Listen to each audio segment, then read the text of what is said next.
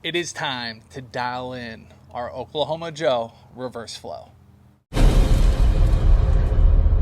Welcome back to the channel. My name's Kevin, and today we are going to dial in our Oklahoma Joe reverse flow. It is so important to really understand what your offset smoker is doing before you start putting food on it. So this is the fourth time I've had charcoal in here. I've just been running it, and now I'm trying to actually get the gauges, get the thermometers going so I understand what this temperature reads versus what the grate levels read. So let's get right to it. The way I like to dial in my smoker is I like to start with less charcoal and then add from there. All right, I want to get a read of, if I start with 3/4 of the way up, how hot will this get? Because I have heard that the Oklahoma Joes run hot. I don't want to start with a full chimney, start adding wood right away. For me to understand what's going on with my smoker, I start with less. So I start with less charcoal and then I add from there, because it's easier for me to get the temperature up than it is to get it really hot and start bringing the temperature down. So I started with half, and right now we're currently running 200 on this top thermometer here, 200 right here at the grate level thermometer, and then 190 right here. So now I want to get to that ideal 225. All right, so now I'm going to go between charcoal or adding wood, and for this today we're going to add wood. Now this is where a lot of people start to get really worked up, and what do I do next? Do I add wood? How do I do it perfect? It's your backyard. Enjoy it. If you want to still add charcoal and bring that temperature up to 225 with charcoal, go for it. All right, there's no right or perfect way to do this. Every time you get out there, it's going to be a little bit different. Today I want to do wood. Tomorrow I might decide I want to get it up to 225 with charcoal, then start adding wood.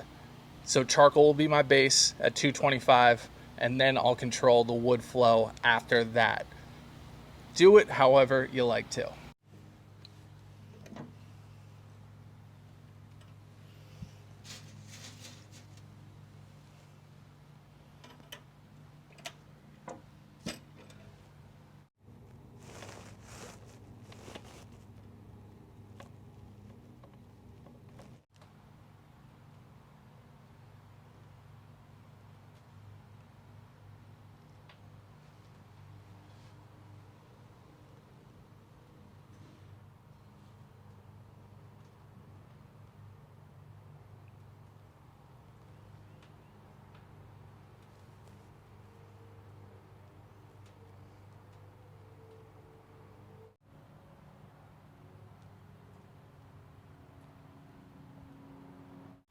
Couple more things about how I run my smoker. Now, everybody does it a little different, but my personal preference is normally to have the firebox door completely open and to have my vent completely open. It's just the way I've always done it.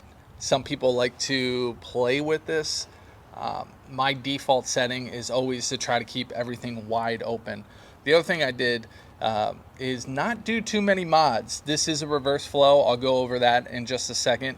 But the only thing I like to do is to add some seals to keep the smoke from leaking. And the reason this is smoke number 4 on here before I decided to start recording is you want to give your smoker some time to seal up leaks naturally by having the smoke rolling, creating some soot that gunks up leaks for you. So if I did this test on my first smoke, this gauge might be reading really high, and this gauge down here might be reading really low. And that's because smoke is escaping from different areas, creating an inefficient cooking chamber. That's where you will sometimes see a lot of divergence in your different temperature reads. So right now, this is at 222. This is at 225, so up high here. This is where the heat box is hitting that thermometer, and then the smoke is rolling underneath your grate level and then coming back up and over out the exhaust vent. So this is reading 210. This is what I want to know, because now I know if I put a piece of brisket on here, this side's probably going to cook a little bit faster. So at some point during my smoke, I'm already thinking I'm going to have to rotate my protein to make sure that it's cooking evenly. These are the things you want to pick up on. Let's talk about smoke for a second. I've had this smoke for the first 7 minutes. It was a little bit heavier than this. That's okay. I'm not worried about, I would love to get thin blue smoke each and every time, but this smoke right here is perfectly fine. I've seen a lot of frustration in our Facebook group, the Kingsford Stockade 49 Smoker and Grill. A lot of Oklahoma Joe users are in there. So if you have an Oklahoma Joe and you want to check us out, by all means, come on in. But a lot of people are trying to get that perfect smoke each and every time. It's my backyard. I want to have some fun with this. I want to make great barbecue. If I'm getting this type of smoke, I'm completely happy with that. I'm going to live with that. And guess what? My barbecue, there's probably not going to be any left at the end of the day. And that's when I know I've made delicious barbecue, and that you shouldn't be freaking out whether you have the perfect smoke each and every time. Enjoy the process. Get outside, have fun with it.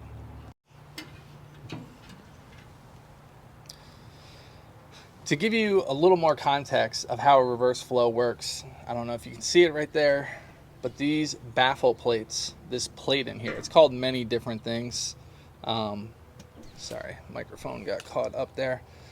All right. So these baffle plates, which they're called many different things. You'll see, do you have a baffle in there? Do you have plates? There's a few other names. I can't think of them right here. But anyway, it blocks the smoke and heat from going right here out of your firebox, up and over your food, and out the exhaust exit. Now, the reason I picked this one up is I can convert this, take these plates out, and run a traditional style offset smoker, but I love a reverse flow. So the smoke travels underneath your food, and then it comes back up and over, exhaust out the back here. Some people think it creates a more efficient barbecue. Other people don't like that the smoke is staying in the fire chamber longer, or the cooking chamber, I should say. They don't like that, and they think it might linger. I don't believe for a second that it's creating that effect. I don't know that that's a scientific answer for you, but for me, I really like the smoke coming back and over and out. That's a reverse flow smoker for you. So now I have a good understanding of what this is capable of, what temperatures we are going to be hitting in different spots. And thank goodness this thermometer so far is really close, if not right on, where the grill grate thermometer is. So that's going to make it a lot easier, because you've seen with a lot of smokers, you can have a lot of difference in the temperature at the grate level and then all the way up here. So that should help when I don't want to set up my thermometers and I just want to be quick and throw something on the grill. As of right now, I have a very close temperature. Will it always be like that? No, and that's why sometimes I'll add thermometers in here just to keep an eye and get a second opinion on what my temperature is doing on the grill level. But it does give me some confidence to say it's close these past couple cooks. So if I don't want to set up my thermometers, I don't have to go through that trouble. I can just start it up and get going. So what did I learn? I learned that 3/4 charcoal in a charcoal chimney, full-size charcoal chimney, is going to get me right around 200. Adding a piece of wood is going to take me up to 225.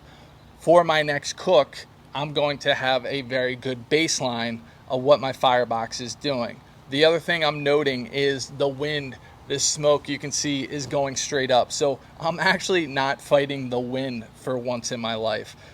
On a calm day, 3/4 charcoal chimney full, one piece of wood, I'm going to be right at 225. If I need to increase temperature from there, I can add more charcoal, add more wood.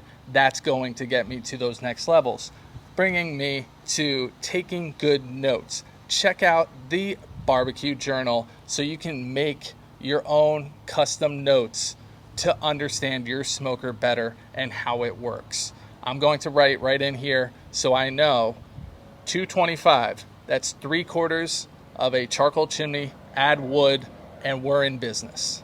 Two final thoughts before we end this video is, number one, if you like this, make sure to hit that like button, subscribe so you get the latest videos on Oklahoma Joe, and also check out our Facebook group so you can get real live help when you're in the backyard on the weekends trying to get your smoker where you want it to be. And that's the Kingsford Stockade 49-inch smoker and grill. All types of smokers are welcome.